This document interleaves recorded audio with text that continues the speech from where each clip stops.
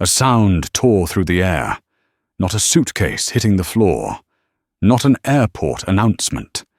It was the sound of an insult ripping through the frozen air of Gate 32.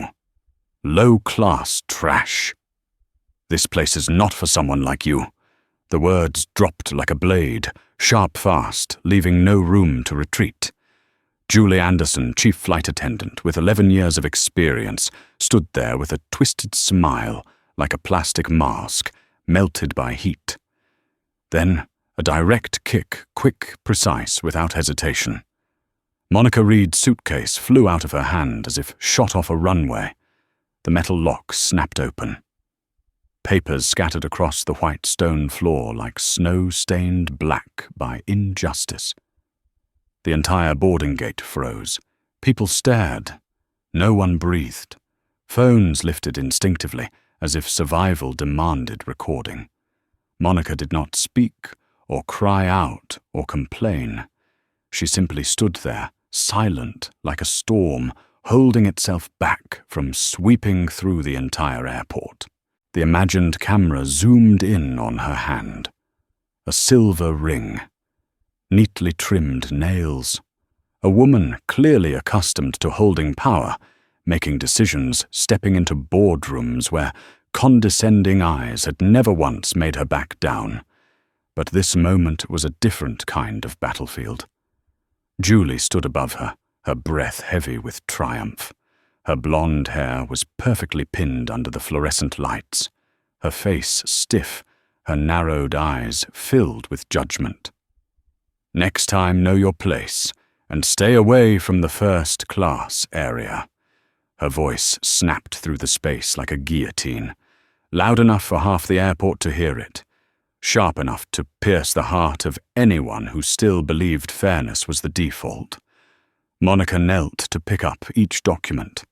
Her hand trembled slightly, not from fear but from humiliation, woven tightly with anger squeezing around her throat. In the imagined slow-motion angle, her papers drifted across the floor. Aviation safety contracts, next generation, radar chip designs, documents worth hundreds of millions of dollars lying beneath the feet of strangers filming her. Some people stepped back cautiously, afraid of being involved. Others stood firm, their eyes saying what their mouths would not. "This is not right." Through it all, Monica was the calmest person there. Finally she rose. Her elegant black blazer brushed off an invisible layer of dust, the dust of contempt that people believed they had the right to throw at her. The perspective shifted across the terminal. The announcement echoed, "Flight 229 to Seattle pre-boarding in 5 minutes." It sounded like mockery. Today was the day Monica needed to board, needed to get to Seattle, needed to sign a contract big enough to change how the aviation industry would operate for the next 2 decades. Yet here, in a place meant to be the safest and most professional in America, she was being humiliated like an intruder. Julie stepped forward half a pace, shrinking the distance, her voice low, like a judge delivering a criminal sentence. "I will not repeat myself. You do not belong here." The air solidified. Passengers stopped mid-step. A gate agent turned his head. Eyes exchanged glances. Everyone understood exactly what was happening, but no one was brave enough to intervene. Monica lifted her head. Her eyes darkened deep, not with anger or fear, but with the silent fury of someone who had seen too much injustice to still be shocked by it. Her voice was quiet, but sharp. "Why?" Julie raised an eyebrow. She blinked, as if the question itself was an offense. "Look at yourself. Look at your luggage. Look at your background." Another stab, quick, precise, cruel. Monica inhaled, not to steady herself, but to uphold her own principle, never bow to pettiness. She picked up her suitcase, organized her papers, stood tall, and looked at Julie with the gaze of someone who knew her own worth, even when others refuse to see it. Above them, the airport screen refreshed Seattle on time, a simple line of text carrying the future of an entire industry. The camera slowly focused on Monica's face. Her eyes carried the softness of someone who had endured too many looks that tried to see through her skin color, and the hardness of someone who would never let anyone else write her destiny. She walked toward the gate. The crowd parted by itself, not because they knew who she was, they did not yet, but because her presence created a natural path, the way waves part around a steady force. Julie narrowed her eyes at her, her voice shooting like bullets. "Let us see how long you last." No one understood why Julie despised Monica so deeply. No one understood how envy could so easily become violence. But the cameras knew, and they were capturing every frame that would soon shake the entire airline. Monica handed her boarding pass to the scanner. The ticket trembled slightly in her hand, not from fear, but from the weight of injustice spreading like an oil slick. The gate agent said nothing. He only looked at Monica with an apology he was too afraid to voice. Ding. The green light flashed. Valid. Julie froze for half a second behind her. Then her eyes tightened like a predator being challenged. Monica stepped into the jet bridge. The dim light and long hallway felt like the path to an invisible courtroom. Her footsteps echoed steadily, slow, firm, cold. The imagined camera followed behind her, as if tracking a character walking through the door of destiny. She was not about to confront a flight attendant. She was about to confront an entire system.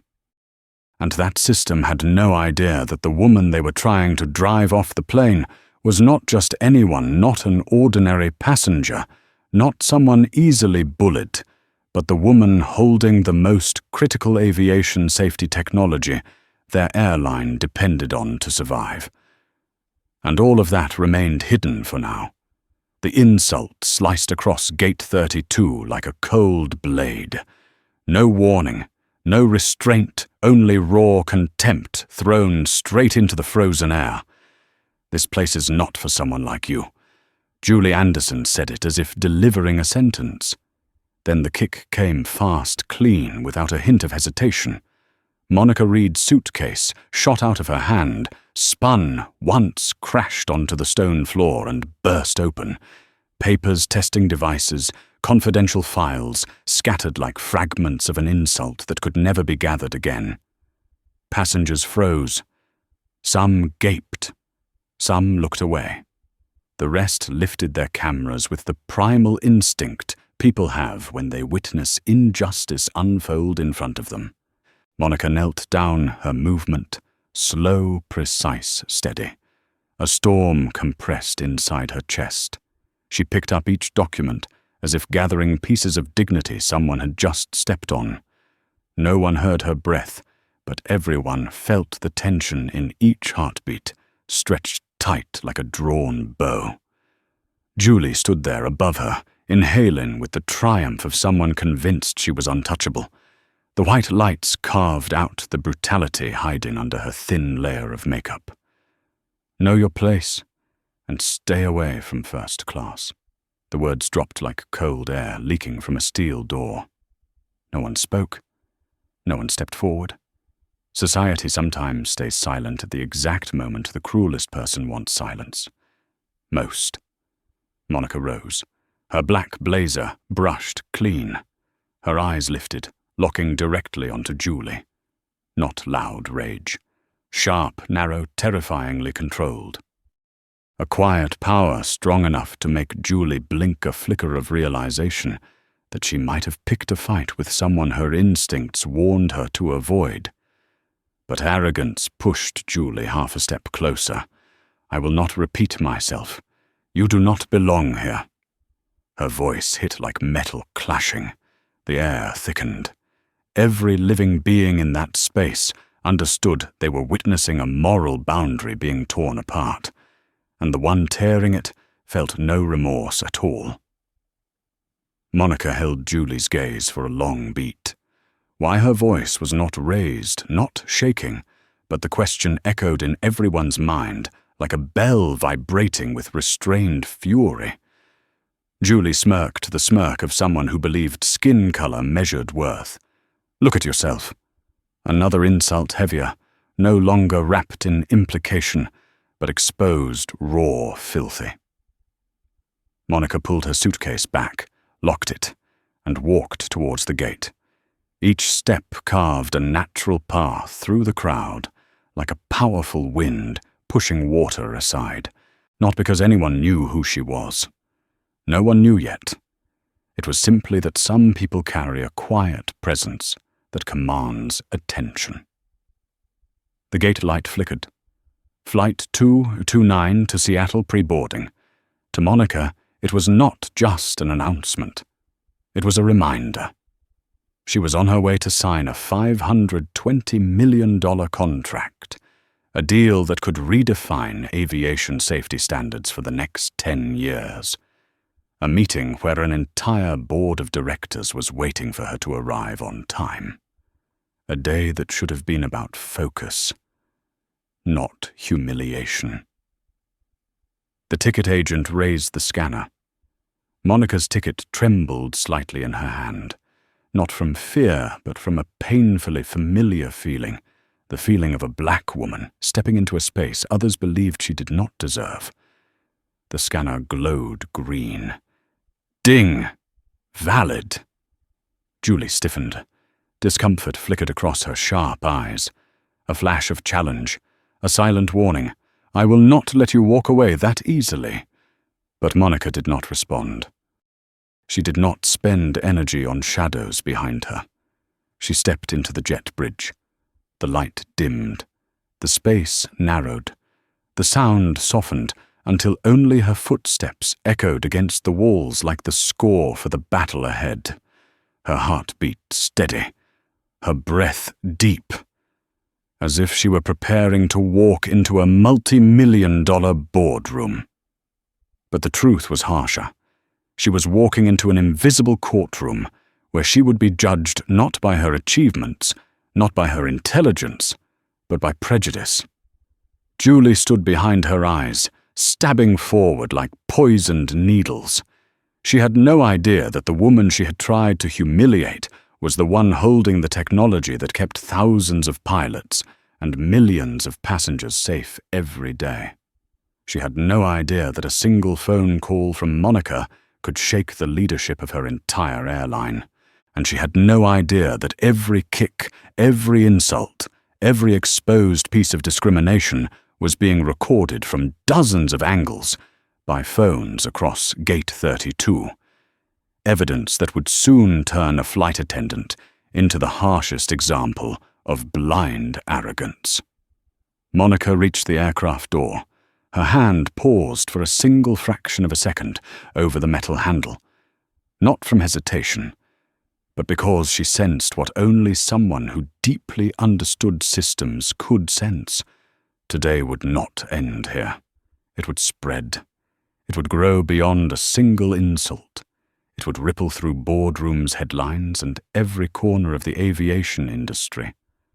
And it all began with a sentence, a kick, an insult someone thought was harmless. But they didn't know. They were about to pick the wrong target. Remember that. Cold air from the cabin drifted out as the aircraft door opened, but it was nowhere near enough to cool the atmosphere that was about to ignite.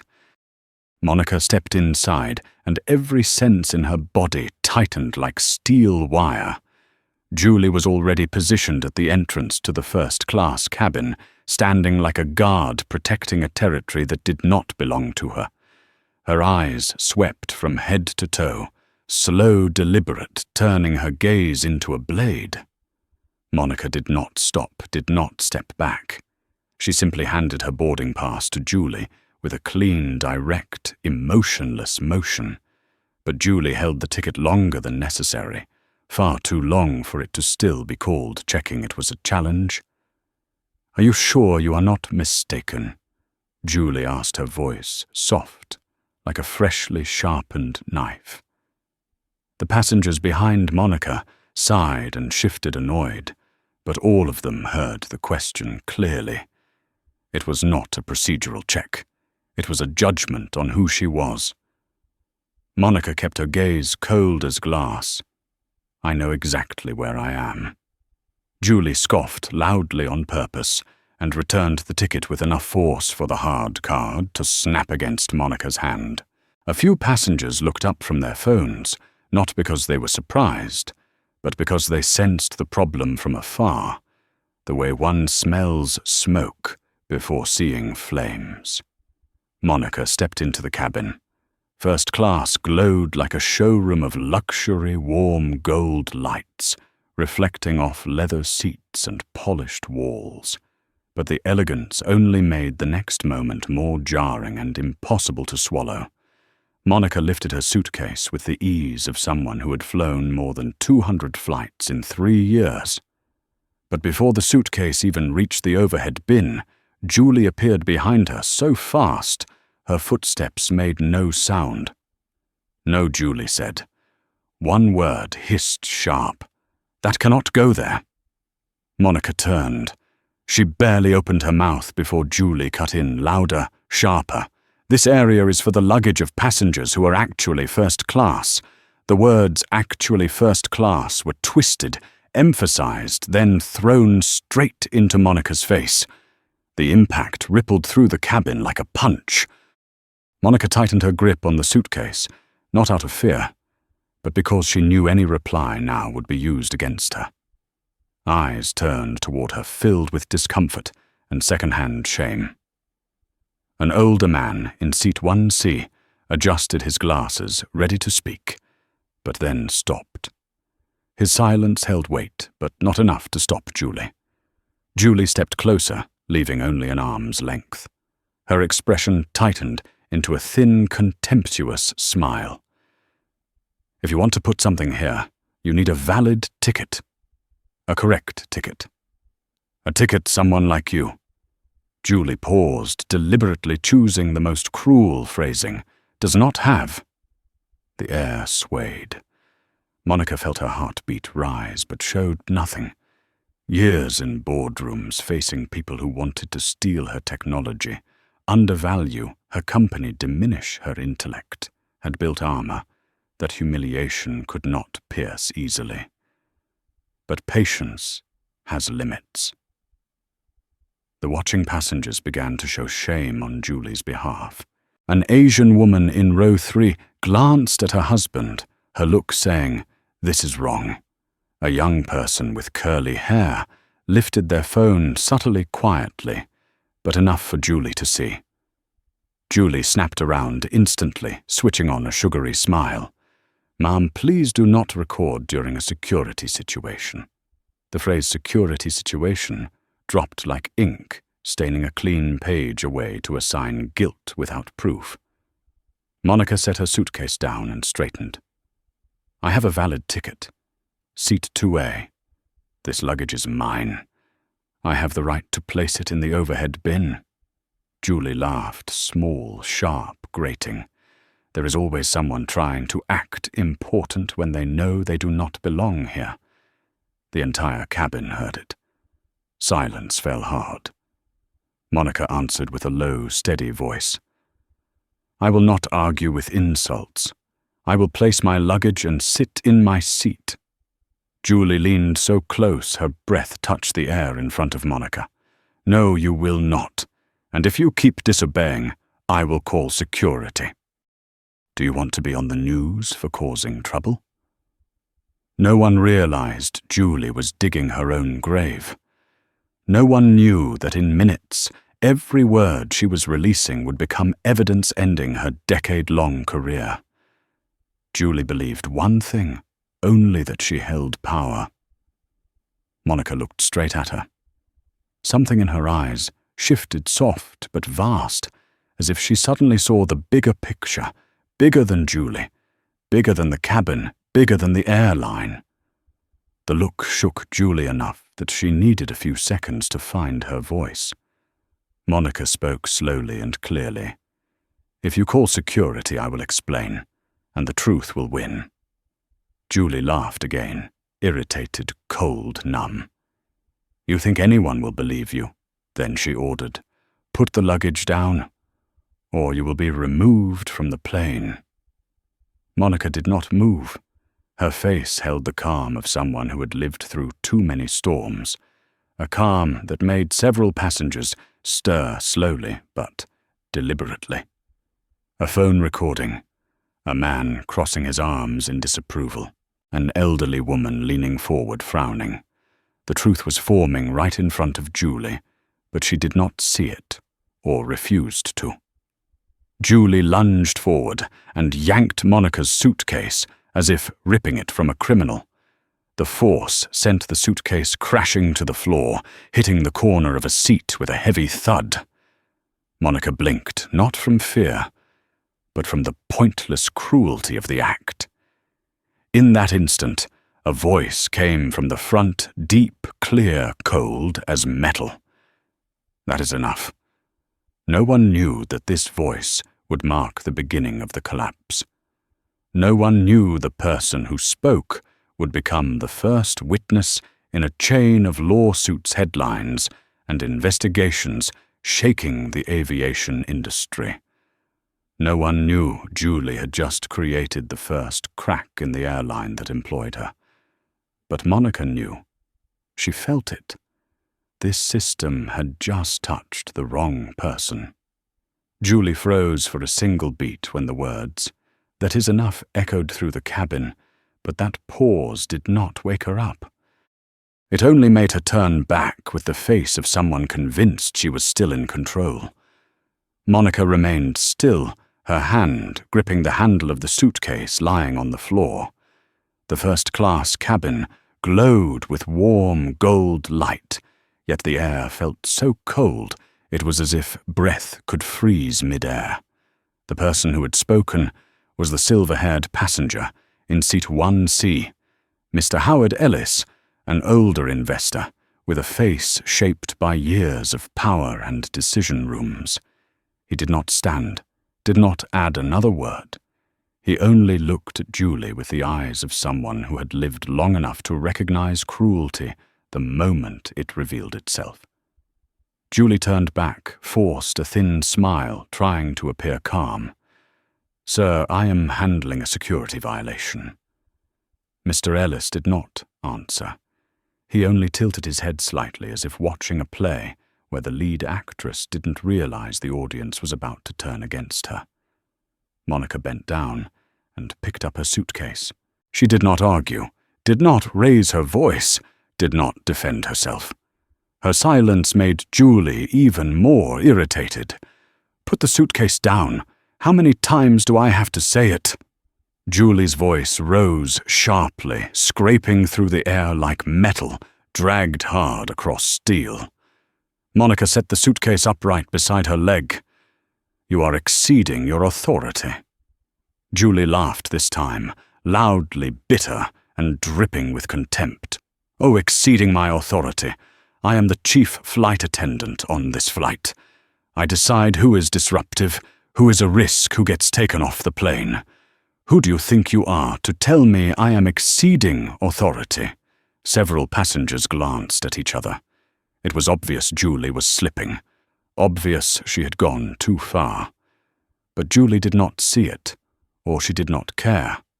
Because to her power did not come from rules, it came from believing no one would dare oppose her. Monica remained still, eyes locked on Julie, not stepping back, not bowing. Her calmness made everything around them feel sharper, more unbalanced. There was something in Monica's gaze that disturbed Julie deeply, like staring at someone she could not intimidate with fear. Julie turned to the passengers, searching for allies. "You all see it right. She is not cooperating. She is refusing to follow crew instructions." A young woman in row 3 looked up, her voice trembling but clear. She is just trying to put her suitcase where it belongs. Julie snapped her eyes towards the woman so sharply that the woman immediately lowered her gaze. But the damage was done. More phones were lifted. More eyes shifted not at Monica, but at Julie, and now those eyes were no longer indifferent. They were judging. Julie turned back to Monica, her earlier confidence cracking, but she hid it beneath a blade-sharp voice. "I will say it one last time. Put the suitcase down, sit in the correct seat, or I will call security and report this as a threat to flight safety." Monica answered with 3 words, soft as breath, but sharp as shattered glass. "I am not." Julie stepped forward, face close enough that her breath disturbed the air in front of Monica. Her voice dropped, but every syllable dripped venom. "People like you always think that." Those words, the cabin heard them clearly because every other sound had vanished. "People like you." The phrase dropped into the cabin like a block of concrete. No explanation needed, everyone understood. Monica felt her chest tighten, not from pain, but from familiarity. A familiarity so deep it was frightening, a familiarity she wished she did not carry like a second breath she never wanted. A young man in an expensive suit lifted his phone, turning the camera toward Julie. A college student in row 2 pressed record quietly but firmly. Julie noticed, and it terrified her, not because she was wrong, but because she was being seen. "No recording," Julie shouted, but the shout no longer carried authority. It burst out like a door slamming against a rising gust of wind. Julie turned back to Monica, desperate to reassert control. "You are wasting everyone's time." Her voice was heavy, forceful, as if trying to smother a fire she had started herself. Monica did not move. "I just want to be treated according to the rules." Julie let out a dry, hollow laugh. "Rules, I am the rules on this flight." Then she swung her arm sharply. "I am calling security, and you will be removed immediately." Monica looked at her. Her eyes did not challenge, did not provoke. They only held a simple truth that she was prepared for what was coming, because she knew she was not wrong. And that quiet certainty was exactly what made Julie explode.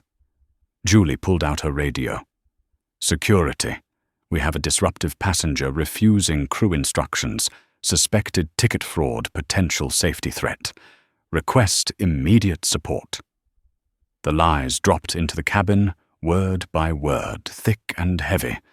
A few passengers gasped. Some shook their heads.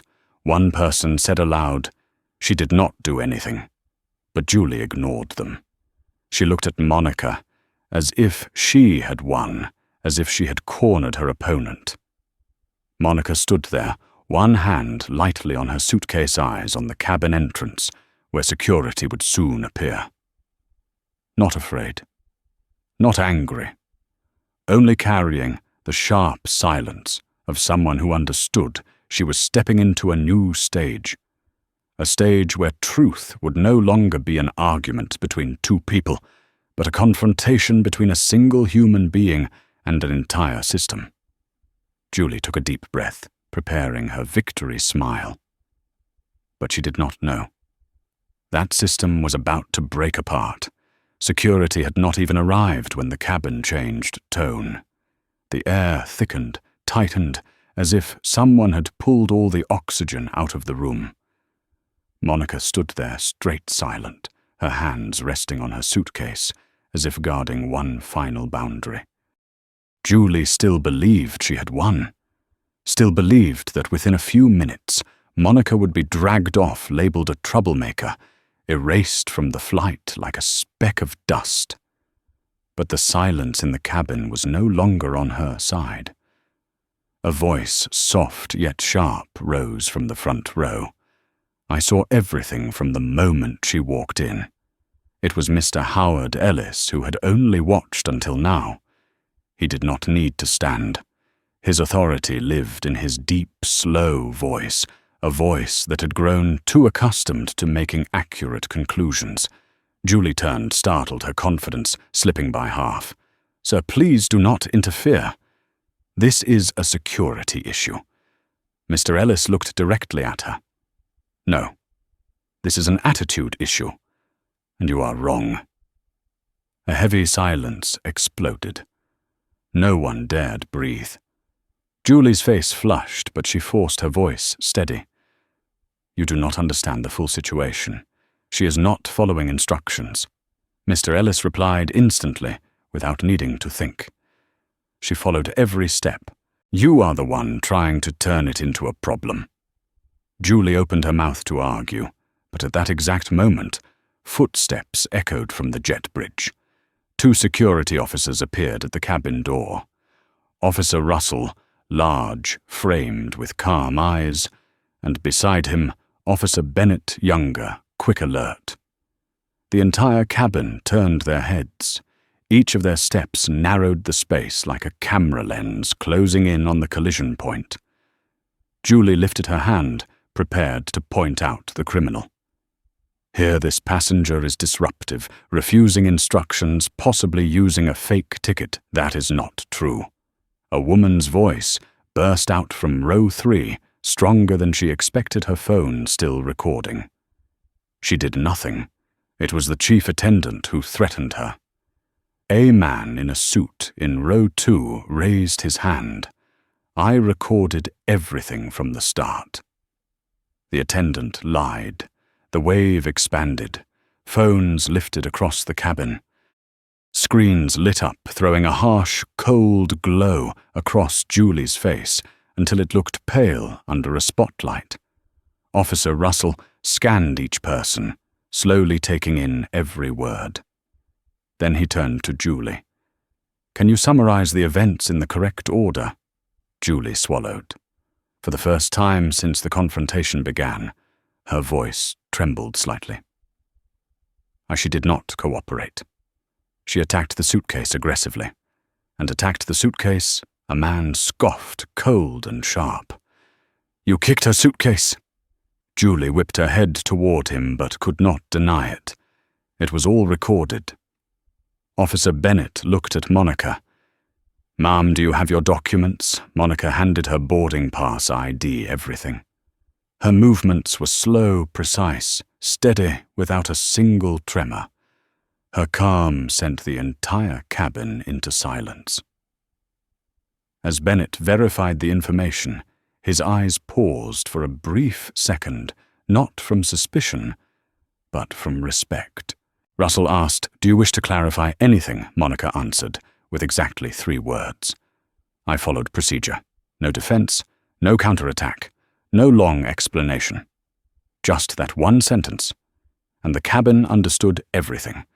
Procedure, not ego, not fake authority, not power abused. Procedure. The only thing Monica had followed from the beginning." Julie saw the balance shifting, and panic flashed in her eyes, quick enough that careless people would miss it, clear enough for the smart ones to understand instantly. She made me feel threatened," Julie shouted, trying to overpower the moment. "She glared at me with hostility. She tried to intimidate. She stood still 3 times while you screamed in her face."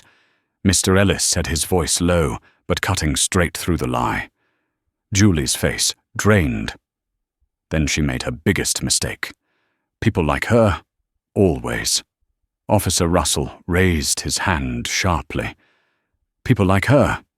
He repeated it, each word, dropping into the cabin like a boulder. Julie fell silent. Too late. The biggest explosion did not come from shouting. It came from the 3 words she failed to control. They exposed everything she had been hiding. This was never about a suitcase, never about a seat, never about rules. This was about prejudice, raw, unmasked. Russell exhaled, not in exhaustion, but because he had seen this type of situation too many times in his career. He turned to Monica. "Ma'am, would you like to file an official complaint?" Monica answered softly. "I want the truth recorded." 3 words, gentle, but they shattered Julie's composure. The truth. The truth is, she will remain silent immediately. Officer Bennett snapped his voice so sharp that Julie froze. The cabin fell silent. Not from fear, but from understanding they were witnessing the moment a system began correcting itself. Russell turned back to Monica. "We see no signs of disruption. Your ticket is valid. There is no reason for you to be removed." Julie burst out. "No, impossible. I am the one who decides on this flight, You do not decide over the law," Russell replied. His voice did not rise, but its weight hit harder than any shout. Many passengers nodded. Some placed hands over their hearts. A few quiet. "That's right." Voices rose. Julie had nothing left to cling to. No support. No mask of power. She glared at Monica as if Monica's silence were the greatest insult she had ever received. But Monica simply stood there, calm, steady, straight her eyes, unwavering. And it still was not over. Because just as Officer Russell prepared to conclude, Monica's phone vibrated softly. The screen lit up, and the person closest to her saw it first. "Read Aeronautics Board. Meeting direct line." The words flashed for only a moment, yet it was enough for the young passenger nearby to widen his eyes enough for Officer Bennett to pause when he glanced automatically. Monica silenced the call as if it were ordinary, but the cabin had seen it, and they did not fully understand it yet. Not yet.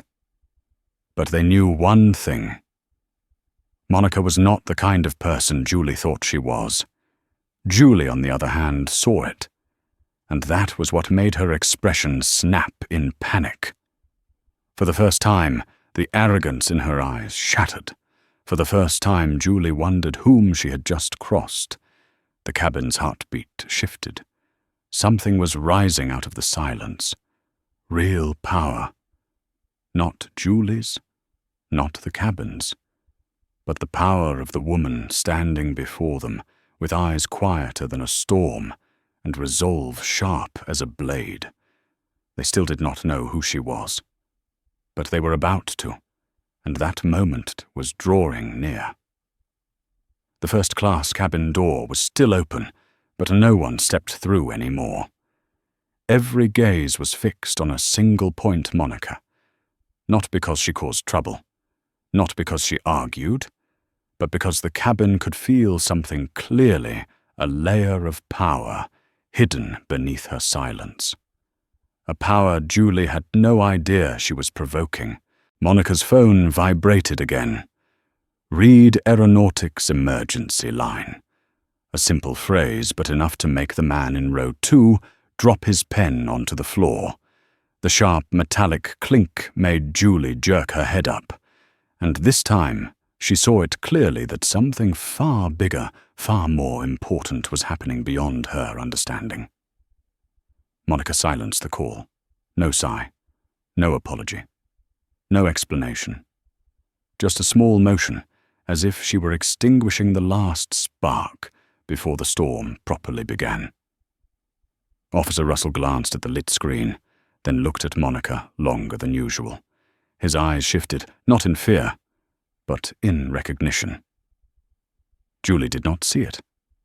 Julie stepped forward, half a step, her voice thin and sharp, like someone desperate to reclaim control. "You are not allowed to use your phone in this situation. You are being disruptive." You, Monica, looked directly at Julie. No anger, no tremble, only the gaze of someone who had endured enough, held back enough, and no longer had a reason to stay silent. "You exceeded your authority the moment you kicked my suitcase." Monica's voice was low, firm, without a single break. "And the moment you began lying in front of the entire cabin." Julie's mouth fell open, as if she had taken a blow to the chest. Monica continued, and for the first time throughout the incident, her voice sharpened like forged steel. Call security. I will recount every single thing you did, every word you said. Everyone here heard it, and every camera has already recorded it." A wave rippled across the cabin. Julie looked around, and for the first time she finally saw it. No one was on her side. Not a single person. The faces looking at her were no longer passive. They were disappointed, outraged, and dangerous. Julie forced down her panic and turned to Officer Russell. "These passengers do not understand the situation. She is a threat." She used a fake ticket. She enough. Officer Bennett's voice. He did not shout, but his tone cracked through the air like a judge's gavel. Julie froze where she stood. Bennett stepped forward, eyes cold and professional. There is no indication of ticket fraud, no sign of resistance, no threat. "I need you to stop." Julie opened her mouth to argue, but fear cut her off, and another sound did too. Ding. The cockpit door opened. Captain Owens stepped out, uniform razor crisp his face, that of a man accustomed to decisions heavier than a single flight. What is happening here? His voice stretched the air tight. Julie lunged toward him like she had found a lifeline. "Captain, this passenger is causing trouble, refusing instructions, showing threatening behavior." But the captain didn't hear the rest. Because in that moment, Monica took out her phone. She did not raise it. She did not display it. She simply held it. And on the screen glowed the words, "Reed Aeronautics Executive Line." Captain Owens glanced down and froze. In 2 short seconds, all tension in his eyes vanished, swallowed by something else, recognition. Recognition that he might be standing at the edge of the worst crisis of his career. Ooh. The captain inhaled sharply, stepped closer, and looked again at the name on the boarding pass. "Are you Monica Reed?" Julie snapped her head around her face, draining white. "Who?" But the captain did not answer her. He looked at Monica, and his voice changed instantly. No longer the tone of someone handling a disturbance, but the tone of someone who realized he was standing in front of a person the entire airline answered to. "Ma'am, are you the CEO of Reed Aeronautics?" The cabin erupted in silence, a silence so absolute they could hear the leather seats shift under the weight of the truth. Julie blinked. Once. Twice. She who is she? Monica remained exactly as she was. Calm, composed, not boasting, not seizing the moment. She only answered in a normal voice, but each word pressed into the air with crushing weight. "Yes. I am Monica Reed." The cabin inhaled as if pulled backward by a snapped cable. A passenger's phone dropped onto the carpet. A woman covered her mouth. A man stepped back instinctively in respect. Julie stepped backward too, as if she had just seen the blade she threw return to her sharper cleaner, aimed directly at her chest. Captain Owens straightened his face, turning solemn. "Ms. Reed, on behalf of the airline, I know Monica," cut in. Not with hostility, but with the precision of a blade. We will discuss that later. Julie looked at the captain, then at Monica, then at the cabin. Every gaze was on her now, no longer judgment, but a verdict. No courtroom needed. No defense could be offered. The announcement outside the cabin chimed pre-boarding now. But inside, only one truth echoed. Julie had insulted, humiliated, and attempted to remove from the flight the CEO of the company, about to sign a $500 million engineering contract with her airline. And now that the truth was exposed, the cabin waited for only one thing, the downfall of Julie Anderson. The cabin atmosphere shifted abruptly, like a strong wind tearing through a room stretched to its breaking point. From the moment Monica said, "Yes, I am Monica Reed," everything ceased to be an argument between a flight attendant and a passenger. It became a colossal mistake, a mistake hurtling forward like a runaway train, unstoppable, unavoidably destined to crush whatever stood on the tracks. Julie stood frozen for 1 second, then 2. Her heartbeat surged chaotically, as if her body understood before her mind that disaster had begun. You are really the CEO," Julie's voice cracked, trying and failing to swallow the tremor. Monica did not reply. She did not need to. The truth was rising on its own, shining on its own, delivering judgment on its own, and the cabin saw it more clearly than anything else that had happened. Captain Owens inhaled deeply, as though his lungs had suddenly realized they now carried the weight of an entire industry. "Ms. Reed, I had no idea. I truly had no idea." The apology stuck in his throat, but he knew it meant nothing now compared to fixing the damage immediately. Julie turned to the captain, her voice scraping. "Captain, I did not know who she was. You thought, a voice from the front interrupted sharp and cold. It was Mr. Howard Ellis who had been watching without mercy. You thought her skin told you everything about her," he said, leaning slightly forward, eyes locked on Julie.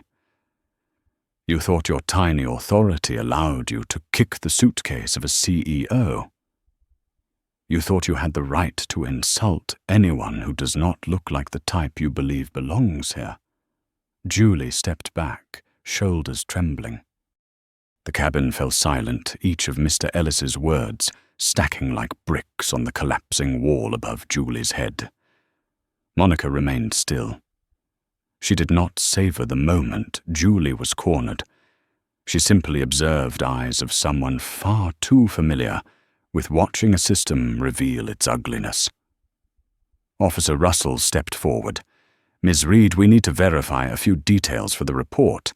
But he did not finish because the cabin echoed with a ding, a new message lighting up Monica's phone.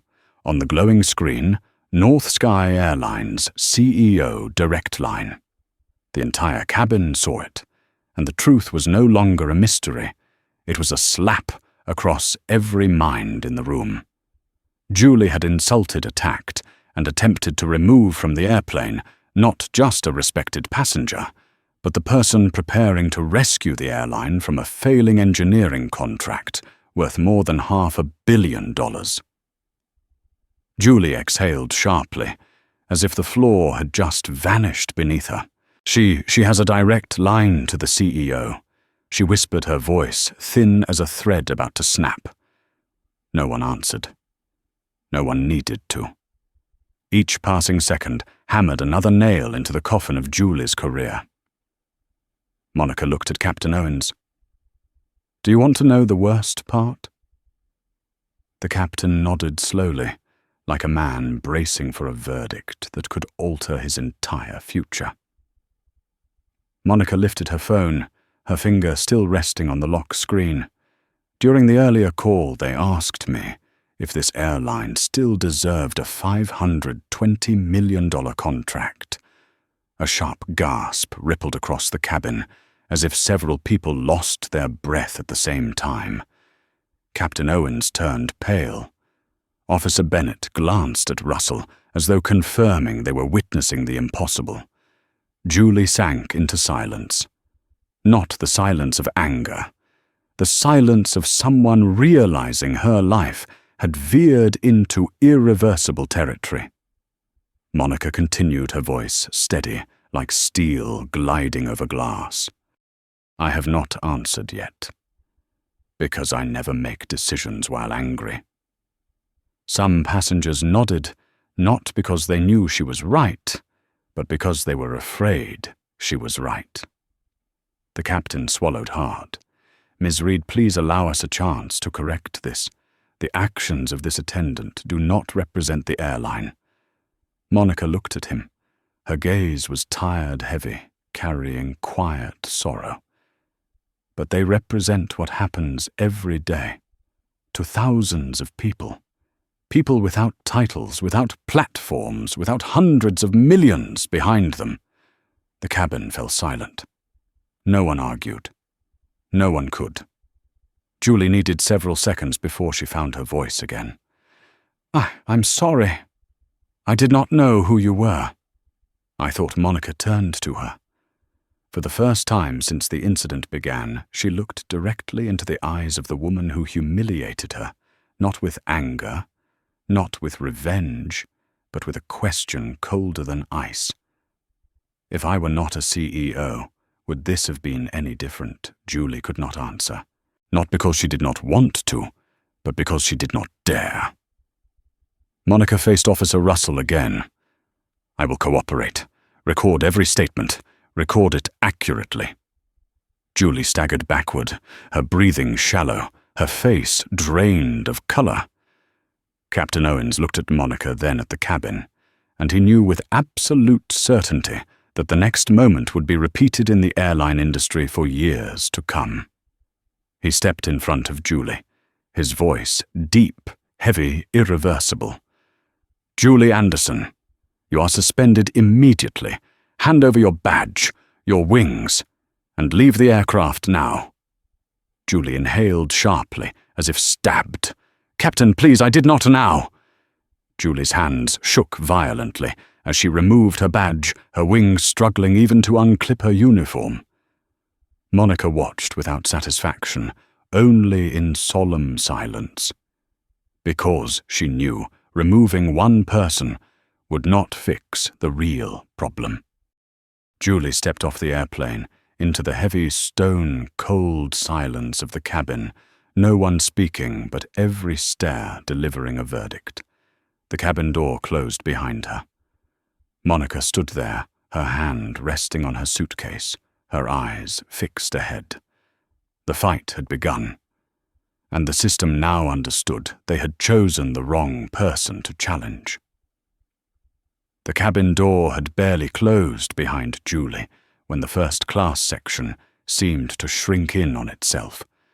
A space designed for quiet luxury had transformed into an unofficial courtroom where dozens of eyes were silently asking, "What just happened?" And this is far from over. Monica stood still for a few seconds, not to regain her composure. She had never lost it, but to feel something deeper. The silence was not empty. It was compressing, building like pressure before a storm she had not created, but one she now had no choice but to face. Captain Owens turned toward Monica, but this time he no longer stepped with authority or gave commands. He approached with the caution reserved for someone whose influence outweighed even his highest-ranking uniform. "Miss Reed," he managed, but his voice faltered at the first syllable. Monica did not look at him. She sat down in seat 2A, placing her suitcase beside her, like an anchor holding her steady amid the emotional tide around her. Passengers exchanged glances, none speaking, but their eyes said everything they had witnessed discrimination, and now they were witnessing the consequence. Officer Russell stepped forward, voice firm. "We need to take a statement, but we can do it quickly so the flight is not delayed further." Monica nodded. "I am ready." At the back of the cabin, a slight movement occurred. Sarah Lane, the young flight attendant Julie often ignored, stepped forward half a step. Her eyes on Monica held no pity, no fear, but respect. The kind of respect born from witnessing, from seeing a woman maintain absolute control in a situation where others might have screamed, shattered, or collapsed. Sarah inhaled, then spoke her voice, trembling but clear. "I want to testify." The cabin reacted like water rippling under a sudden breeze. All eyes turned to her. Officer Russell raised an eyebrow. "What did you see?" Sarah glanced at her shoes, then lifted her head with renewed determination. I saw everything, from the moment she boarded until the moment Julie kicked the suitcase. I heard every insult, and I am sorry. I should have spoken up sooner. Passengers nodded at once. A middle-aged woman placed a hand over her chest, as if releasing something heavy. Monica looked at Sarah for a single beat, long enough for Sarah to know her words mattered, light enough to assure she was not judged for not speaking earlier. Monica understood better than anyone that not everyone is strong at the start. What matters is which side they choose when given the chance. Captain Owens nodded at Sarah with gratitude. Ms. Lane, your testimony will be included in the official report. Sarah pressed her lips together, then said the sentence no one in the cabin expected. Julie has done this to other passengers before, not just once, but no one recorded it. No one dared speak. The cabin felt a crack spread through it, like hearing the first fracture in an old block of ice. Captain Owens stared at Sarah long enough that she had to breathe deeply to steady herself. The atmosphere shifted again. No longer a risk of conflict. Now the truth was rising into the light. Officer Bennett stepped forward, voice grave. We will add this information to the FAA investigation and include it in the report sent directly to North Sky Airlines headquarters. Sarah lowered her head slightly, her voice softer and sadder. I just do not want anyone else to go through that ever again. Monica looked at Sarah once more, this time longer. Not in pity, not in thanks, but in recognition. She spoke softly, but everyone heard it. Thank you. A passenger in row 1 turned back. Do you want us to send you the videos? Another raised his hand. I recorded too. A third added, I have the clip of when she kicked the suitcase. Monica looked around. The gaze from strangers now carried a solidarity rarely seen in moments like this. No one had known who she was when the incident started. But now they knew, and they wanted to stand beside her. Not because she was a CEO, but because they knew clearly she was right and Julie was wrong. Captain Owens inhaled, then said, I will call the regional director right now. We have to handle this at the highest level. Ms. Reed, you will want to speak with them when we land. Monica shook her head lightly. I do not need special treatment. I need proper procedure, the same as any other passenger. That sentence made several people lower their heads, out of pride, out of shame, out of understanding. No one was sure which emotion was strongest. Officer Bennett turned to Monica. Ms. Reed, we need one final answer for the report. Do you want to press charges? Monica lifted her eyes. There was no anger, no bitterness, only the exhaustion of someone who had seen too many repetitions of the same injustice. I want the matter investigated fully, she said. Not for me, for the people who have no one to speak for them. The cabin seemed to stretch slightly, as if everyone had just heard a declaration larger than the flight, larger than the incident, larger than themselves. A moment of silence passed. Then, suddenly, Monica's phone vibrated again. This time the screen lit up with unmistakable words. North Sky Airlines, CEO calling. No doubt. No speculation. The entire cabin inhaled sharply, as if someone had opened the door to the real storm. Captain Owens straightened instantly. Officer Russell's posture tightened. Sarah Lane covered her mouth. The man in seat 1C dropped his copy of the Wall Street Journal, and everyone understood. The next second would decide the direction of this entire incident, not just for Monica, not just for Julie, but for the entire airline. Monica looked at the screen. No rush, no fear.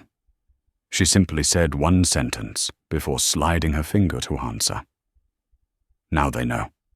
The sound of the phone ringing cut through the cabin like a blade slicing straight across the tension, stretched tight as a string. No one moved. No one dared cough. Every eye locked onto the glowing screen in Monica's hand, the cold, sharp, heavy words displayed like a verdict: North Sky Airlines, CEO calling. Monica drew a breath, not rushed. She could not rush. This was not just a phone call. It was the tremor before an earthquake that could shake the entire aviation system. Those closest to her could feel their own heartbeats shift out of rhythm. She slid her finger across the screen. Reed speaking. Her voice remained steady, a calm no one in the cabin could understand after everything she had just endured.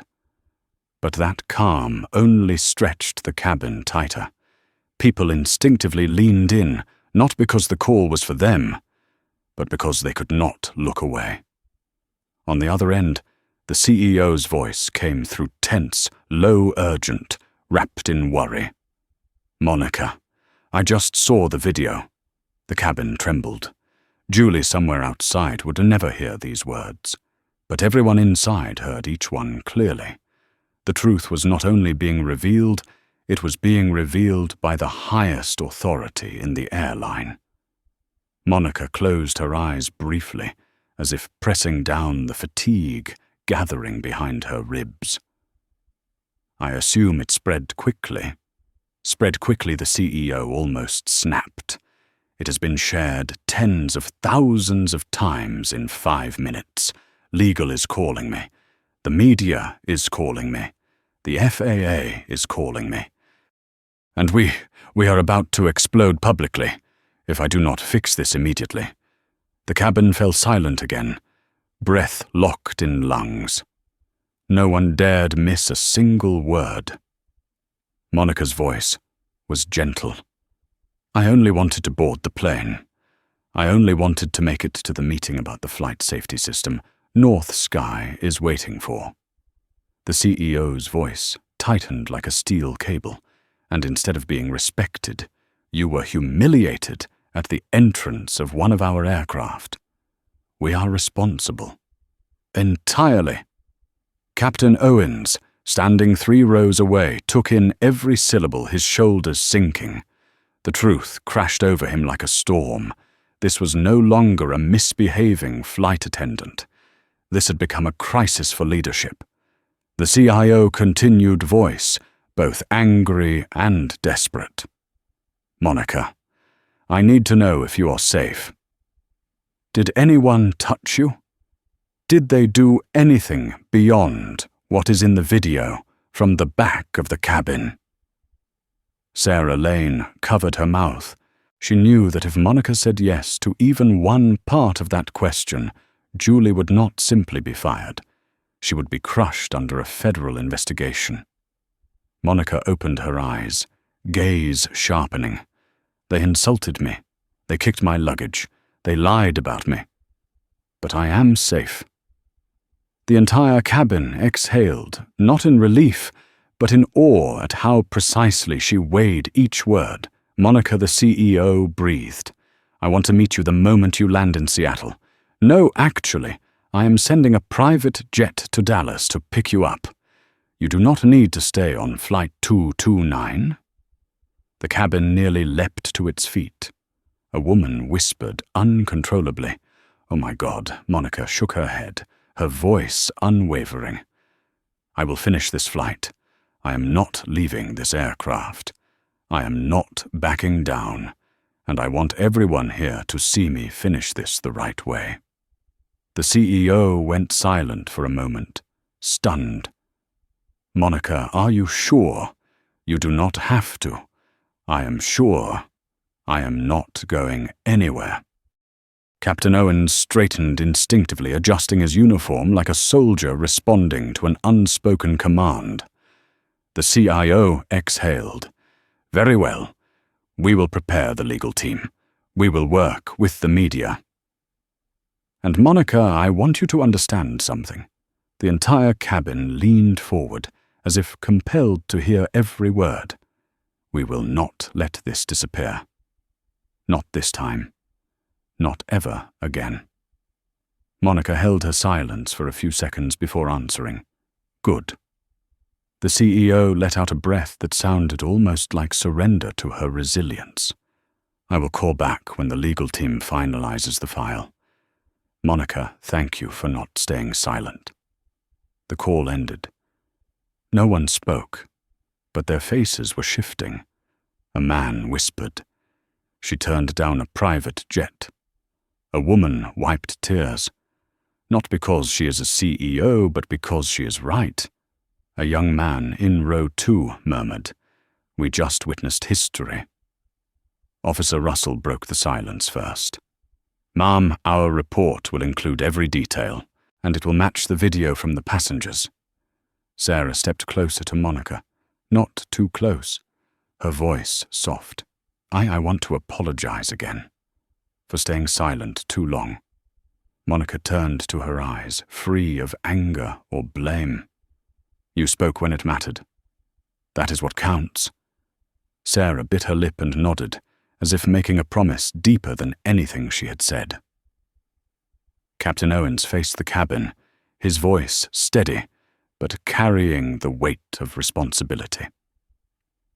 "Ladies and gentlemen, we will now continue preparing for departure. Before takeoff, I want everyone to know that the airline will not overlook this incident." No one applauded. No one cheered. They simply looked at Monica, silent, strong, steady as steel, because everyone understood this was no longer just her story. This was the story of everyone who had ever been dismissed, insulted, belittled, and dusted with prejudice. And the moment Monica refused the private jet was the moment she stripped the system of its own privilege, forcing it to confront what it had avoided for years. Justice, on its own aircraft, in front of everyone. The cabin door closed once more, but this time it no longer meant the incident is over. It sounded like the latch ceiling shut an entire era of the aviation industry, an era in which silence protected people like Julie and abandoned people like Monica. The air inside compressed so tightly that every breath sounded like paper being crushed. Monica sat in seat 2. Arms folded eyes, fixed on the aisle, with the calm of someone awaiting her own hearing. No arrogance, no anger. Only the composure of someone who understood perfectly that from this moment on, every eye, every camera, every report would shape how the world viewed what had happened. Captain Owens returned to the cockpit, calling operations with a voice stretched taut. "This is Flight 229. I need to review emergency procedures concerning crew discrimination and prepare for media involvement." The cockpit door closed, merging into the heavy silence of the cabin. Sarah Lane stood near the front row, gripping her notebook tightly, looking at Monica not as a celebrity, not as a CEO, but as living proof of something many people were too afraid to speak about. She gathered her courage and bowed deeply. "Thank you for not staying silent." Monica replied, "No one should stay silent in the face of humiliation." Sarah straightened eyes, reddened, but posture stronger, as though a new spine had formed inside her, the kind of strength Julie had tried to break for years, but never could. Whispered murmurs began to ripple through the cabin. Not scandal, not cruel gossip, but awakening. A man whispered to his wife, if there were no video, this would be buried like all the others. A middle-aged woman murmured, "We just watched what some people suffer their entire lives." A young man in seat 4A said clearly, "She is calmer than this entire aviation system." No one laughed, no one disagreed, because everyone knew he was right. Then suddenly, ding, the intercom chimed. Captain Owens's voice returned stronger, heavier. "Ladies and gentlemen, we are preparing for departure." Before takeoff, I want to be clear. The airline has opened a top-level investigation.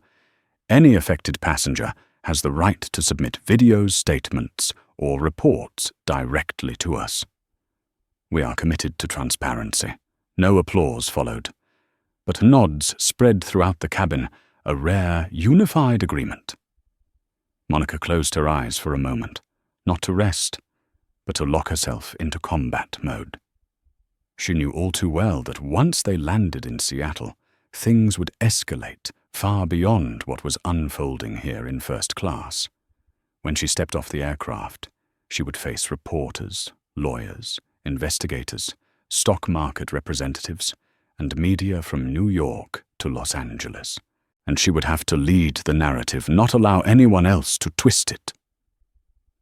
The wheels hummed along the runway. The cabin vibrated like a giant heartbeat. As the plane accelerated and the wind roared along the wings, Monica opened her eyes and looked out the window. The city shrank below her as though all the chaos she had endured was now beneath her feet. About 5 minutes after reaching cruising altitude, the cabin phone chimed. Sarah approached, slightly trembling, but standing firm. Ms. Reed, the CEO of North Sky, is requesting a private meeting with you at the temporary office in the Seattle terminal. The entire board is waiting there. Monica nodded. I will be there. Sarah hesitated, then whispered a question, as if afraid of hearing it herself. Do you plan to forgive Julie? Monica turned to her. No anger, no pity, no resentment, only the exhausted clarity of someone who had seen this story play out too many times. Forgiveness does not fix the problem, Monica said softly. Only changing the system does. Sarah nodded a reply that struck like both a blade and a compass. At that moment, Captain Owens opened the cockpit door and stepped into the aisle, standing tall before the entire cabin, an action unheard of on a commercial flight. I want everyone to know, he announced loudly and clearly, that passenger Monica Reed is a critical partner to our airline. She is the one helping us improve our aviation safety systems. She deserves more respect than anyone in this cabin. Monica narrowed her eyes slightly. She did not need the praise, but the cabin needed to hear it. A woman raised her hand. She deserves respect, even if she were not a CEO. Those words pierced through social politeness and hit the truth directly. The entire cabin nodded stronger this time, unified, sincere. The aircraft flew through thick clouds. Sunlight streamed into the cabin, casting a faint glow across Monica's face. Not the glow of victory, but the light of someone who had endured enough and chosen to turn endurance into action. The cabin settled, but not peacefully. It could not be peaceful, because everyone understood when the plane touched down, the real battle would begin. No more first-class cabin to contain it. No more soft cabin lighting to keep the matter discreet. Instead, it would be the press public scrutiny, the courts, the FAA, the North Sky Board of CEOs, an entire system forced to confront itself. Monica looked outside as sunlight sliced across the clouds like a golden blade. She exhaled not in relief, but in resolve, a choice with no way back. Today she was not just standing against one flight attendant, not just against one insult. Today she was standing against the entire structure that allowed it to happen. And for the first time, the first-class cabin, usually a symbol of privilege, became the place where a simple truth was spoken clearly. Justice is not about the seat you sit in. It is about whether you dare to stand. The incident on that flight was not just a clash between two individuals. It was a clear reminder of how power and prejudice can embed themselves into procedures that appear harmless on the surface. It shows us that justice doesn't operate automatically. It only appears when someone calm enough, steady enough, and principled enough forces the system to confront its own failures. If today's story made you reflect on respect, responsibility, and the way each of us can create change, please like to help spread this message, subscribe to follow more deep and meaningful analysis, and leave one comment short, but carrying the weight society needs to hear. Stand tall.